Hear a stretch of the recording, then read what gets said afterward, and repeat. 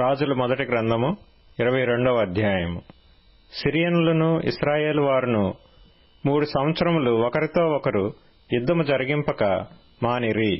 3వ సంవత్సరమందు యూదారాజైన యెహోషాపాతు బయలుదేరి ఇశ్రాయేలు రాజు నొద్దకు రాగా, ఇశ్రాయేలు రాజు తన సేవకులను పిలిపించి, రామోత్గిలాదు మనదని మీరెరుగుదురు. అయితే మనము సిరియా రాజు చేతిలో నుండి దాని తీసుకొనక ఊరుకున్నామని చెప్పి, యుద్ధము చేయుటకు నాతో కూడా నీవు రామోత్గిలాదునకు వచ్చెదవా అని యెహోషాపాతును అడిగెను. అందుకు యెహోషాపాతు, నేను నీవాడనే, నా జనులు నీ జనులే, నా గుర్రములను నీ గుర్రములే అని ఇశ్రాయేలు రాజుతో చెప్పెను. పిమ్మట యెహోషాపాతు, నేడు యెహోవా యొద్ద విచారణ చేయదము రండని ఇశ్రాయేలు రాజుతో అనగా, ఇశ్రాయేలు రాజు దాదాపు 400 మంది ప్రవక్తలను పిలిపించి, యుద్ధము చేయుటకు రామోత్గిలాదు మీదికి పోదునా పోకుందునా అని వారినడిగెను. అందుకు యెహోవా, దానిని రాజైన నీ చేతికి అప్పగించును గనుక పొండని వారు చెప్పిరి గాని, యెహోషాపాతు విచారణ చేయుటకై వీరు తప్ప యెహోవా ప్రవక్తలలో ఒకడైనను ఇక్కడ లేడా అని అడిగెను. అందుకు ఇశ్రాయేలు రాజు, ఇమ్లా కుమారుడైన మీకాయా అను ఒకడున్నాడు, అతని ద్వారా మనము యెహోవా యొద్ద విచారణ చేయవచ్చును గాని అతడు నన్ను గూర్చి మేలు ప్రకటింపక కీడే ప్రకటించును గనుక అతని యందు నాకు ద్వేషము కలదని యెహోషాపాతుతో అనగా, యెహోషాపాతు, రాజైన మీరు అలాగనవద్దనెను. అప్పుడు ఇశ్రాయేలు రాజు తన పరివారములో ఒకరిని పిలిచి, ఇమ్లా కుమారుడైన మీకాయాను శీఘ్రముగా ఇక్కడికి రప్పించుమని సెలవిచ్చెను. ఇశ్రాయేలు రాజును యూదారాజగు యెహోషాపాతును రాజవస్త్రములు ధరించుకొని షోమ్రోను గవిని దగ్గరనున్న విశాల స్థలమందు గద్దెల మీద ఆసీనులయ్యుండి ప్రవక్తలందరూ వారి సమక్షమందు ప్రకటన చేయుచుండగా, కెనయనా కుమారుడైన సిద్కియా ఇనప కొమ్ములు చేయించుకొని వచ్చి, వీటి చేత నీవు సిరియనులను పొడిచి నాశనము చేతువని యెహోవా సెలవిచ్చుచున్నాడని చెప్పెను. ప్రవక్తలందరూ ఆ చొప్పుననే ప్రకటన చేయుచు, యెహోవా రామోత్గిలాదును రాజువైన నీ చేతికి అప్పగించును గనుక నీవు దాని మీదికి పోయి జయమొందుదువు అని చెప్పిరి.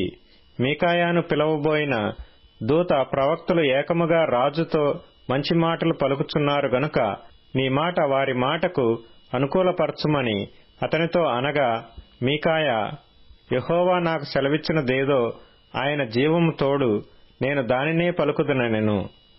అతడు రాజునొద్దకు వచ్చినప్పుడు రాజు, మీకాయా, నీవేమందువు?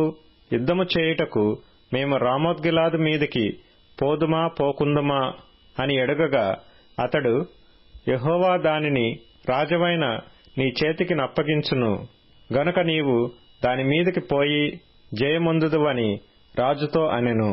అందుకు రాజు, నీ చేత ప్రమాణము చేయించి యెహోవా నామమును బట్టి నిజమైన మాటలే నీవు నాతో పలకవలసినదని నేనెన్ని మార్లు నీతో చెప్పితిని అని రాజు సెలవీయగా, అతడు, ఇశ్రాయేలీలందరూ కాపరిలేని గొర్రెల వలనే కొండల మీద చెదరియుండుట నేను చూచితిని.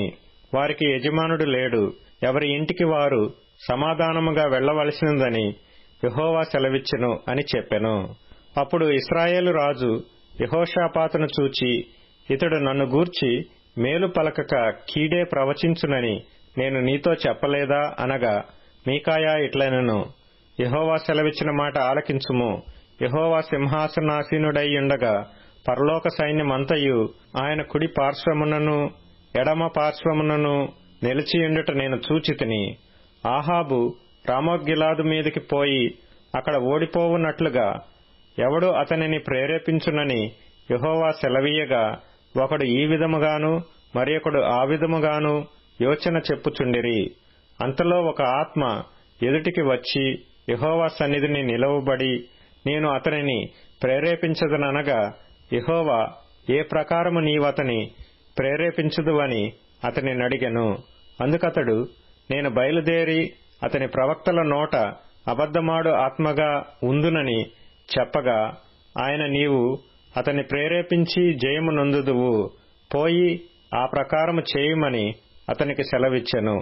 యెహోవా నిన్ను గూర్చి కీడు యోచించి నీ ప్రవక్తల నోట అబద్ధమాడు ఆత్మను ఉంచియున్నాడు. మీకాయా ఇట్లనగా, కెనయనా కుమారుడైన సిద్కియా అతని దగ్గరకు వచ్చి, నీతో మాట్లాడుటకు యెహోవా ఆత్మ నా యొద్ద నుండి ఏ వైపుగా పోయినని చెప్పి మీకాయాను చెంపమీద కొట్టెను. అందుకు మీకాయా, దాగుకొనుటకై నీవు ఆయా గదులలోనికి చొరబడు నాడు అది నీకు తెలియవచ్చునని అతనితో చెప్పెను. అప్పుడు ఇశ్రాయేలు రాజు మీకాయాను పట్టుకొని తీసుకొని పోయి పట్టణపు అధికారి అయిన ఆమోనునకును రాజకుమారుడైన యోవాషునకును అప్పగించి బందీగృహములో ఉంచి, మేము క్షేమముగా తిరిగి వచ్చు వరకు అతనికి కష్టమైన అన్నము నీళ్లు ఈయుడని ఆజ్ఞ ఇచ్చెను. అప్పుడు మీకాయా ఇలాగు చెప్పెను, సకల జనులారా నా మాట ఆలకించుడని చెప్పెను. రాజువైన నీవు ఏమాత్రమైనను క్షేమముగా తిరిగి వచ్చిన ఎడల యెహోవా నా చేత పలకలేదు. ఇశ్రాయేలు రాజును యూదా రాజుకు యెహోషాపాతును రామోత్గిలాదు మీదికి పోవుచుండగా ఇశ్రాయేలు రాజు, నేను మారువేషము వేసుకొని యుద్ధములో ప్రవేశించెదను, నీవైతే నీ వస్త్రములు ధరించుకొని ప్రవేశించుమని యెహోషాపాతుతో చెప్పి మారువేషము వేసుకొని యుద్ధమందు ప్రవేశించెను. సిరియారాజు తన రథముల మీద అధికారులైన 32 అధిపతులను పిలిపించి, అల్పులతోనైనను గనులతోనైనను మీరు పోట్లాడవద్దు, ఇశ్రాయేలు రాజుతో మాత్రమే పోట్లాడుడని ఆజ్ఞ ఇచ్చియుండగా, రథాధిపతులు యెహోషాపాతును చూచి ఇతడే ఇశ్రాయేలు రాజనుకొని అతనితో పోట్లాడుటకు అతని మీదికి వచ్చిరి. యెహోషాపాతు కేకలు వేయగా రథాధిపతులు అతడు ఇశ్రాయేలు రాజు కానట్టు గుర్తుపట్టి అతని తరుముట మానివేసిరి. పిమ్మట ఒకడు తన విల్లు తీసి గురి చూడకయే విడువగా అది ఇశ్రాయేలు రాజునకు కవచపు కీలు మధ్యను తగిలెను.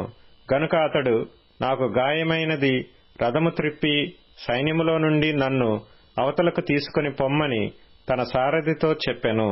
నాడు యుద్ధము బలముగా జరుగుచున్నప్పుడు రాజును సిరియన్ల ఎదుట అతని రథం మీద నిలవబెట్టిరి. అస్తమయమందు అతడు మరణమాయెను. తగిలిన గాయములో నుండి అతని రక్తము కారి రథములో మడుగు కట్టెను.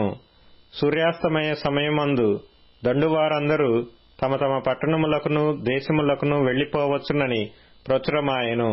ఈ ప్రకారము రాజు మరణమై షోమ్రోనునకు కొనిపోబడి షోమ్రోనులో పాతిపెట్టబడెను.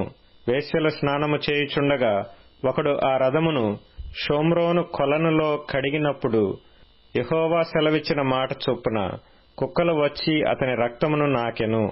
ఆహాబు చేసిన ఇతర కార్యములను గూర్చియు అతడు చేసిన దానంతటినీ గూర్చియు అతడు కట్టించిన దంతపు ఇంటిని గూర్చియు అతడు కట్టించిన పట్టణములను గూర్చియు ఇశ్రాయేలు రాజుల వృత్తాంతముల గ్రంథమందు వ్రాయబడి ఉన్నది.